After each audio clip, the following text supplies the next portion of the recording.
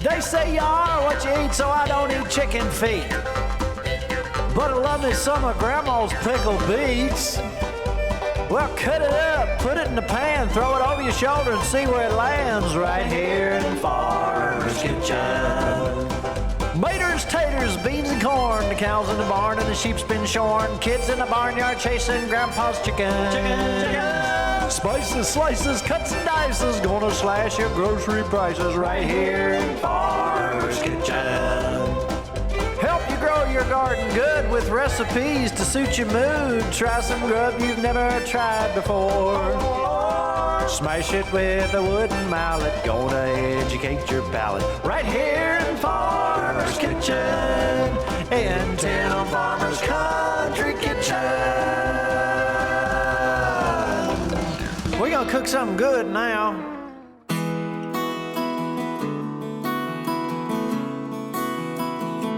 Hello and welcome to the Farmer's Kitchen. We're the farmers, and this is our kitchen. It is? Oh yeah, it's one of them. Tonight. It's one of them. You know what?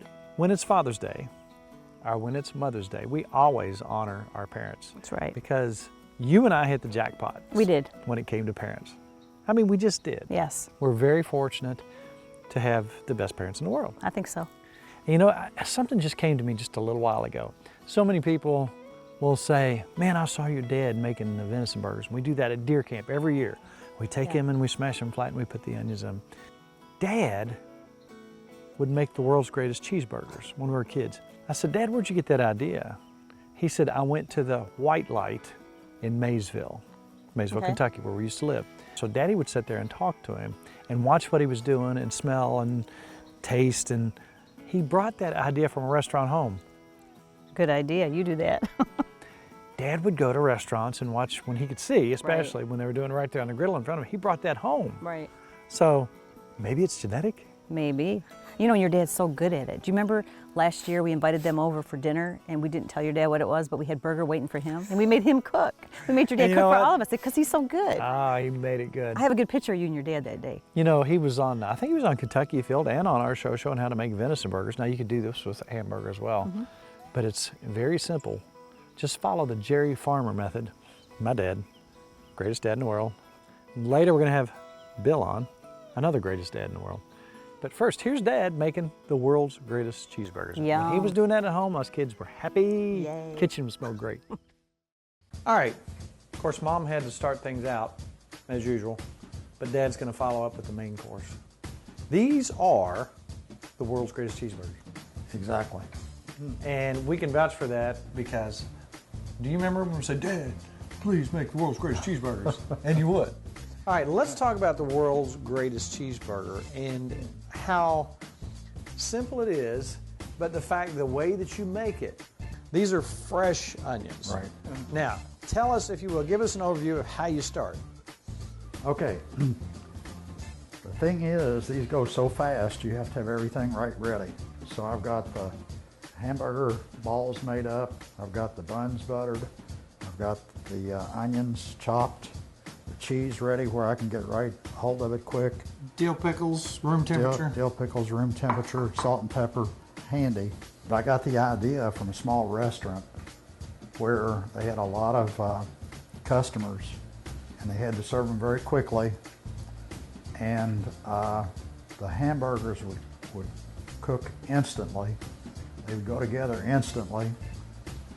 And these, to be world's greatest cheeseburgers, they have to be eaten immediately. Yes, they do. Right off the grill. And we never have a problem with that. Remember us sitting there waiting for the next one? Now that's what, just a little bit bigger than a golf ball. Yeah, something like that. What you're thinking, okay, that's not a whole lot of meat, but that's exactly the amount of meat that you need to make the world's greatest cheeseburgers. It cooks up some, and it'll just about take care of a bun. Hey, Dad, look here. I found this in an antique store. It used to have a rooster on it, but I put it in the dishwasher. That's an old hamburger press. Put one in there, see what you think. You can just flatten the heck out of them. I think that'll work great. You like that? Yeah, just the right. Kind of makes it uniform. Got the right flatness. How about that? Now this fellow in the restaurant, when he flattened the hamburgers, he threw one on the grill, and he took the spatula and he went, and it was flat. That's how quick he did it. He had that muscle memory. He'd been doing it for so Right, long. right. Everything was exactly Everything one after the other. quick and perfect, yeah. Well, I'm gonna grab some stuff and help you take everything over because I'm dying for Okay. burgers. Basically, you have your skillets hot, at least 2 skillets, but you put the hamburgers in the skillet, flatten them out as flat as you can get them, put the buns in the other skillet so they can be toasting, and as soon as the hamburger gets done on one side, or while it's cooking actually, you put the onions on top and push the onions Smoosh them in. into the burger, right? And then you can see when the one side gets done, you quickly flip the burger to the other side. When you do that, you put the cheese on.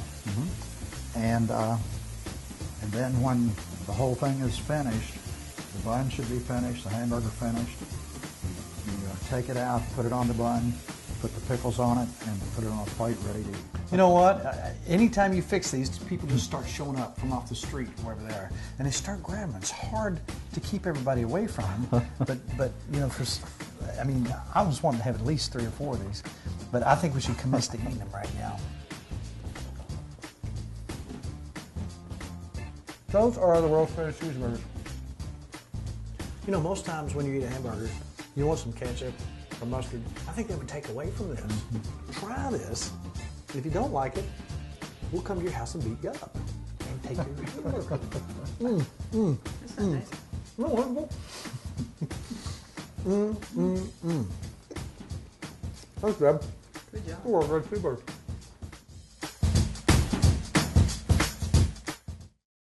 I think about Dad, and I think about Dad's dad and what he used to cook. And I think about your dad in our kitchen.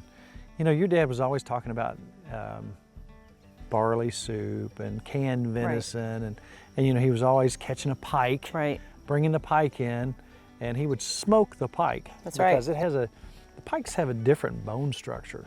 So he would always take that and smoke it, and he'd hand you a big chunk. That's It's good. Delicious. So Wild Bill was here quite a while back, and I think we did this for Kentucky Field. Now here's something I want you to pay attention to.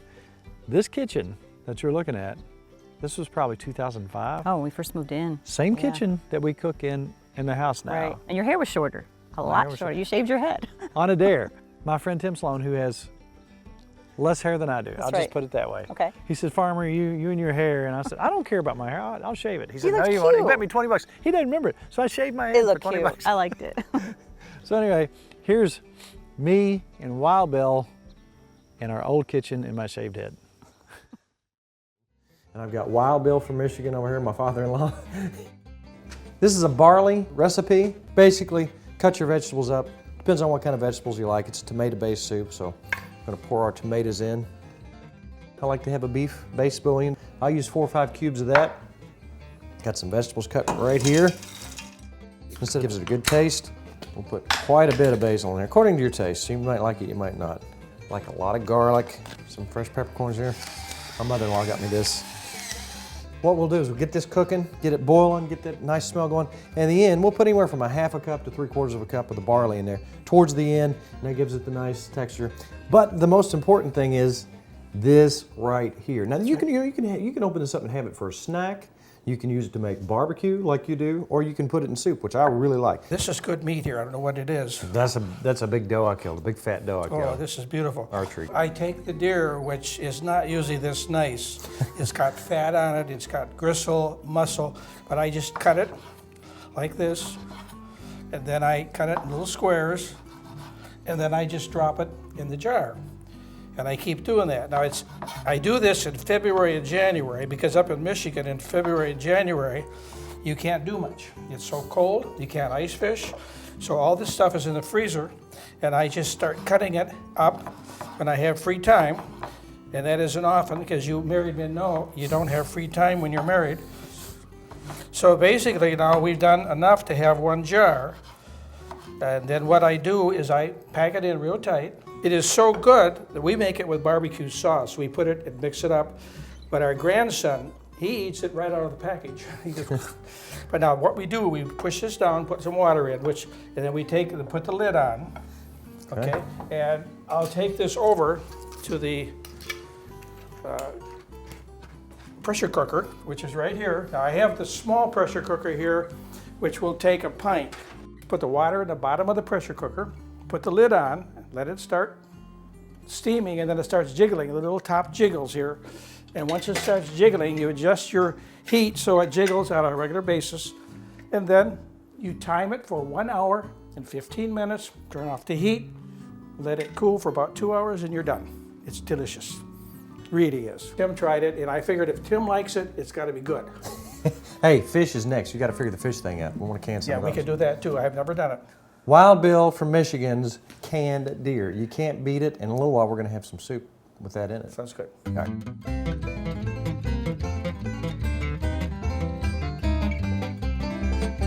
All right. Oh, yeah. It's looking good. It's smelling good. I added the barley. Dropped a bay leaf in there for a little extra taste. Oh, it's smelling good. Now, the great thing about this is we've only been cooking this for maybe 45 minutes. We all like our vegetables with just a little bit firm. But normally your meat at this point would be still firm, too firm to eat. Then like we talked about earlier, look right here. Take this jar and you have this meat with a Campbell soup-like consistency. Pour it in there. There's one jar. Let's see if we need any more. And then look here. You just stir it in and break those pieces up. And again, they're just real soft. Break them up so you don't have any huge pieces. I'm gonna let that cook about another 10 minutes. And we're about to commence to eating some.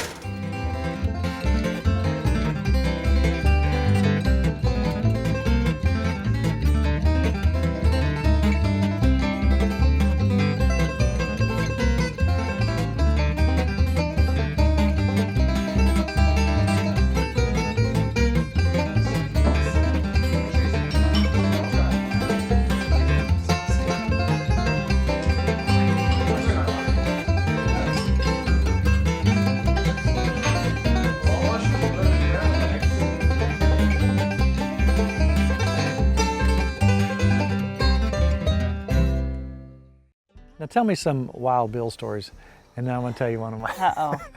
Then I want to tell you some Wild Bill stories. What do you remember with food and your dad growing up? You know what? He liked me to cook, and I don't care what I made. It was wonderful. Even Yeah, but you are a good cook. Yes, but he would say, I don't care what it was, and Mom would be making faces. This is the best I ever had. He was very encouraging, and everything I made was wonderful. Even the granddaughters, Kelly and Lindsay, when they would cook, the best food he ever had. Very positive and loved everything. You know what I remember saying? What? This is the berries. Yeah, everything was What's the berries. that mean? Just wonderful. If it's the berries, because he liked Or it. the bee's knees. Right. He liked berries because he liked canned berries. So that was true. the berries. But He had his own jelly and jam recipe, and Yes, he he really did. liked canning. In fact, that was something he did every year. Mm-hmm. He really got into his canning. My favorite picture of him is Wild Bill the scuba diver. That's right. He loved to go into the lake behind his house. Gross lakes. He'd jump into a gross lake and go, Oh, for hours. What do you mean gross? Well, their mucky? lake is mucky. Yeah, he'd Mucky. disappear. I was worried that he wasn't going to come back. Another memory I have as a kid, Thanksgiving. Always at Thanksgiving, of course, we all have turkey, and Daddy would not ever let anything go to waste. That's right. Nothing went to waste. He likes leftovers, doesn't he? Leftovers. If there was a bone that had meat on it, it was going to be used. So there's one specific smell that it's the combination of the ingredients are not sophisticated. And Dad is so meticulous when Yes, he cuts he this is. That's stuff. where you get it. Everything's got to be in order. It's got to be right Yes. there and right there. Yes. It sounds so overly simple, but there's something good. magic about it. And if you got some fresh biscuits to put it on, oh, here's Dad's turkey hash.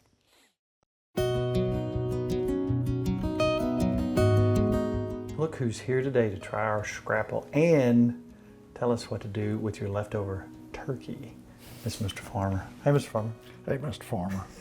Somebody in the show recently asked to say, why do you call Nicki Mrs. Farmer? I'm like, this is Mrs. Farmer, I call you Mrs. Farmer. Just as a joke, you call Mom Mrs. Farmer, Mrs. Farmer calls me Mr. Farmer, and it's just kind of fun. So that's how that started back in the 70s. 1974, right? Right. You were there. I got it. What Daddy's making is what we used to smell after Thanksgiving. You wake up in the morning, such a simple recipe, but such a wonderful smell. It's like certain things have a smell that are seasonal. When Mom was making her chow chow, you'd smell it throughout the whole house. When you made this hash, we knew something good was about to happen. All right, I like family traditions, and I like family memories, and a lot of those revolve around the kitchen. How did this start for you? Okay, as a small child, with my brother and I were partially raised by my grandparents, and they were country people that lived in a city, and they still had their country ways and their country cooking and all that. My grandmother was a wonderful cook. She even cooked for a restaurant at one time. But she would fix this for us a lot of times for breakfast or even any time of the Was day. this Mamaw Parrot? Mamaw Parrot, yes. This was my mother's mother and father we lived with. And, you know, boys eat a lot, and they had to make a little bit go a long way. And so she'd make a big skillet full of this hash, and we loved it.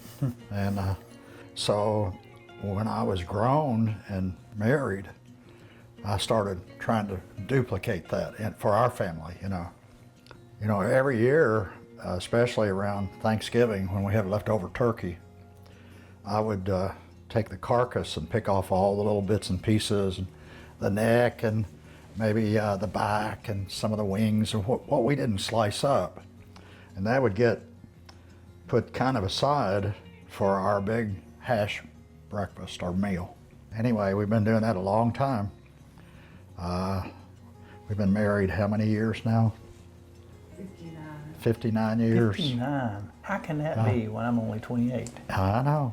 It's amazing. Amazing.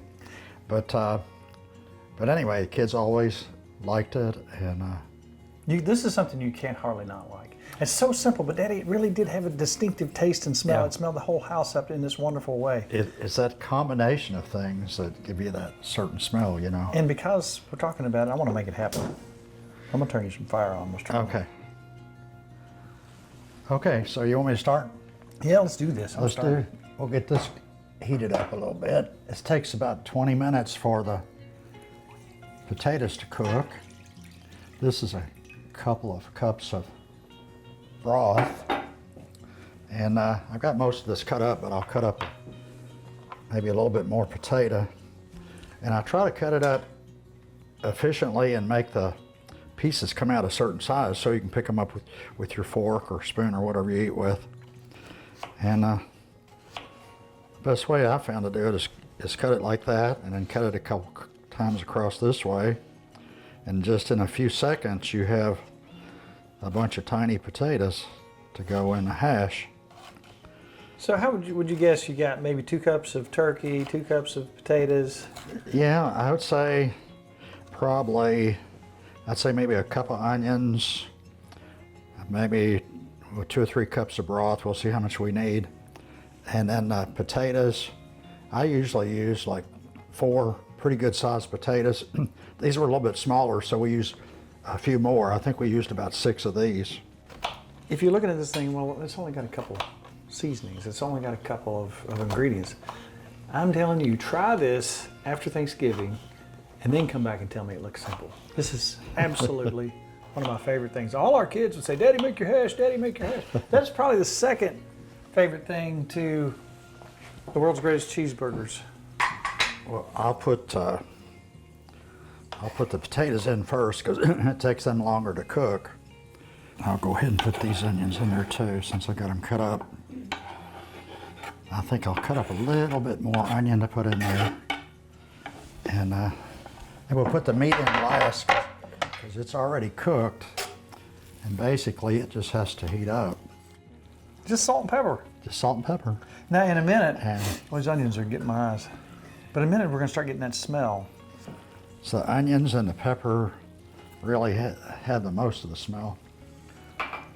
And here's a little secret.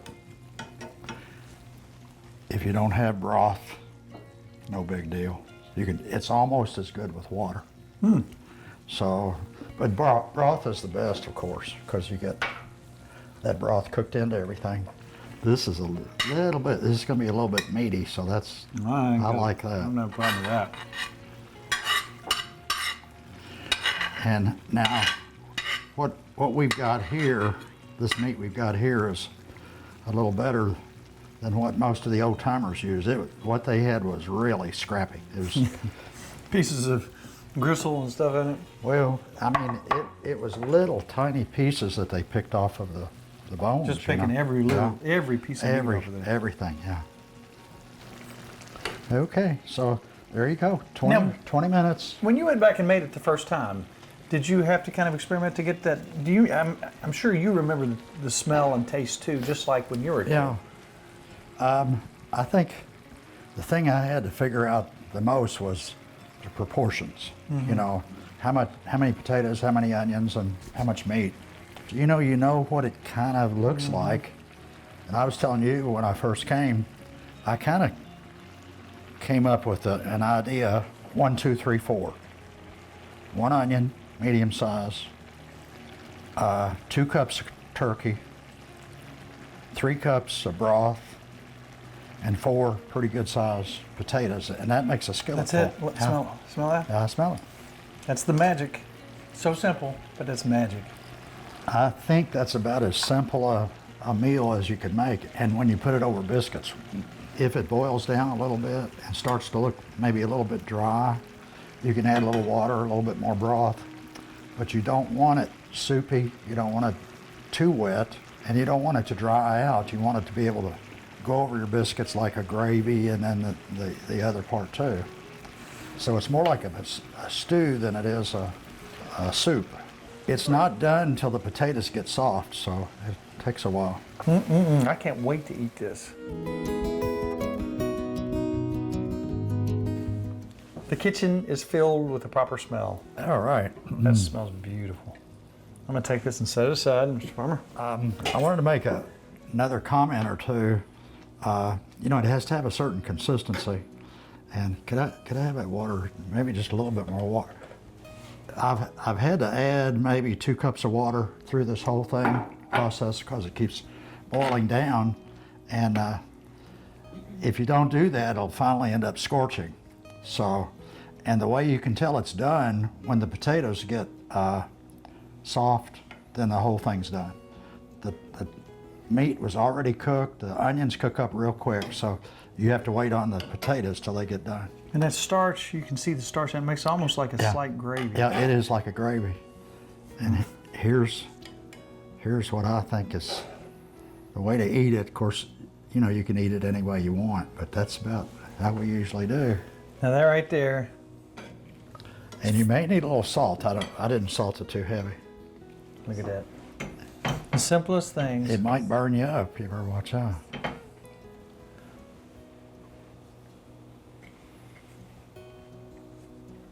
Okay.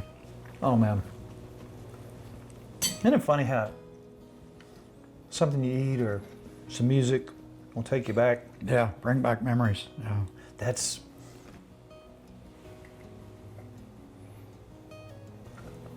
There's something about it. That is beautiful. So simple, but so delicious. And that's hash. And what I would like to find out now, is that a regional thing? Both your grandparents were from around the Lebanon area, and they called this hash. Yeah. Is this something, and we would like you to contact us on the show, if you will, through our Facebook page, and tell us if you've had hash as a kid in the Kentucky area. You know, we call it hash. Now, our friends in Virginia, they make something they call hash, but it's more like burgoo. It's not like this at all. Isn't it funny, the regional names for everything? Man, Daddy, that is delicious. Very good. I think the only thing left to do right now is to turn that camera off and let everybody sit down at the table. And I will show everybody how to eat this. I'll eat the first biscuit, then I'll eat the second biscuit. Then I'll eat all up. Daddy, I might give you a little bit because you helped make it. Okay, half but a I'll probably biscuit. eat most of it. Let's eat. Oh, it's good. So here we got all these dad recipes. Where are you going to find our dad's recipes? TimFarmersCountryKitchen.com. By golly. And while you're on there, you see all these things, you think, I want to be a part of this, hit subscribe. Right. That way, every time we have a new video, you can watch that. And there's another place where you can visit with us, and that's Tim Farmer's Country Kitchen Facebook page, but it's extremely difficult to get in there. It is difficult. How do you navigate that, Ms. Farmer? You hit like. That seems rather easy. It is very easy. I can even do it. But that being said, can you believe a whole half-hour Father's Day special is behind us. You didn't even feed me. Maybe we should go out. Maybe we go out to eat, that's All right. I'll buy you a steak. As this half hour has flown by, Ms. Farmer, there's only one thing left to say. It's all about Good times good friends. and good eats. We'll see you next week on Tim Farmer's Country Kitchen. Give your dad a hug.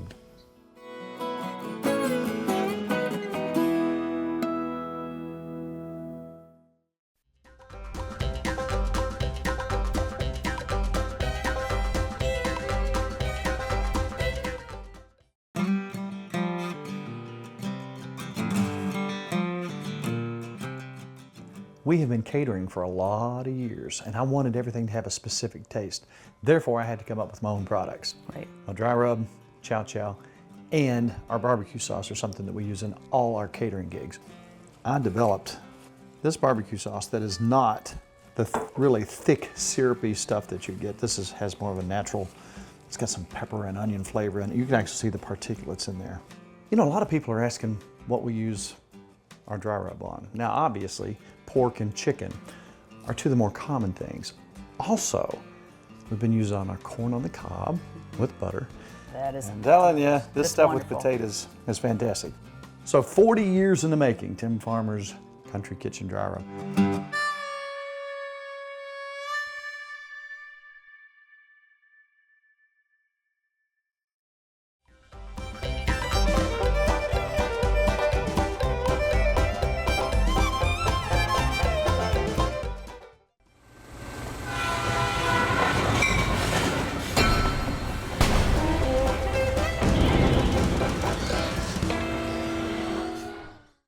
Funding for Tim Farmer's Country Kitchen is brought to you by Emerson Farms Country Store. Something for every member of the family. Ephraim McDowell Medical Center in Danville, Kentucky. Gulf Coast Connection. Seafood straight from the Gulf to you. The Spine Center of Central Kentucky. Wilderness Road Hospitality, Stanford, Kentucky. Visit Frankfort, Kentucky's spirited capital city.